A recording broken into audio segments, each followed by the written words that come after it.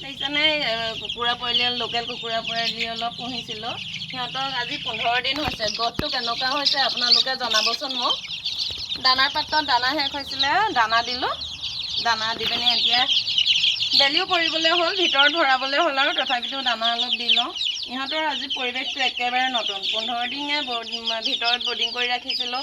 আজি মুকলি আকাশৰ তলত বাহিৰৰ বতাহ ৰ'দৰ তাপ পাইছে অলপ মেলি দিওঁতে অলপ ভয়ো কৰিছিলে প্ৰথম যেতিয়া বাহিৰলৈ আনিছিলোঁ এতিয়া ভয় ভাৱটো নাই এতিয়া মানে সিহঁতি ফ্ৰী হৈ যাব পাৰিলে দানা দিছিলোঁ দানা এতিয়া খাব আৰু তাৰপিছত ভিতৰলৈ লৈ যাব লাগিব সিহঁতক আকৌ প্ৰথম দিনা মই অকল গুড়ৰ পানীয়ে দি থৈ দিওঁ গুড়ৰ পানী 3-4 ঘণ্টা দিওঁ তাৰপিছত দানা আৰু গুড়ৰ পানীয়ে সিহঁতক গোটেই দিনটো দি থৈ দিওঁ তাৰ পিছদিনাখনেই লিগজেন পাউডাৰ আৰু ভিটামিন বি কমপ্লেক্স মিলাই দিওঁ সেনেকৈ ভিটামিন বি কমপ্লেক্স আৰু হেৰিটো লিগজেন পাউডাৰ 2 দিন দিওঁ 2 দিন দিয়াৰ পিছত 3 দিনৰ দিনাখনেই এনেকৈ খালী পানী দি দিওঁ কেলৈ কি ইহঁতে হেৰিহে লোকেল পোৱালিহে হয় বেছি ইহঁতক বেছি খাটনি কৰি থাকিব নালাগে মানে একো মেডিচিন নিদিলেও ইহঁতক দানা পানী এণ্টিবায়'টিক তেনেকৈ ভিটামিন বি কমপ্লেক্স তেনেকৈ দি থ'লে ইহঁতক মানে ডাঙৰ কৰিব পৰা যায় তথাপিতো ভিমাৰেলটো দিওঁ ইহঁতৰ গ্ৰ'থটো ভাল হ'বৰ কাৰণে ভিমাৰেল দিওঁ আৰু 10-12 দিনৰ পিছত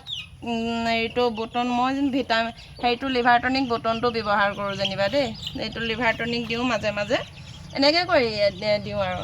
ইহঁতক কিন্তু মই ভেকচিন নিদিওঁ লোকেল কুকুৰা পোৱালি হ'লে মই ভেকচিন নিদিওঁ কেইবাবাৰো পুহিছোঁ লোকেল কুকুৰা পোৱালি কিন্তু সিহঁতক ভেকচিন নিদিয়া কৰিয়ে মানে ইহঁতক ডাঙৰ কৰোঁ 3.5 মাহত ইহঁতৰ বিকিব পৰা হৈ যায় 900 গ্ৰাম 1 কেজি তেনেকৈ হয়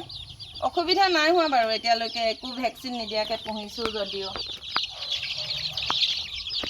ইমান অভিজ্ঞতা নাই তথাপিতো পুহি থাকোঁ আৰু ইমান কুকুৰা পোহা অভিজ্ঞতা নহ'লেও মানে কম কৰি পুহি থাকোঁ এনেকৈ কেনেকুৱা হৈছে জনাব দেই আপোনালোকে মোৰ ভিডিঅ' চাই থকা সকলে বাই বাই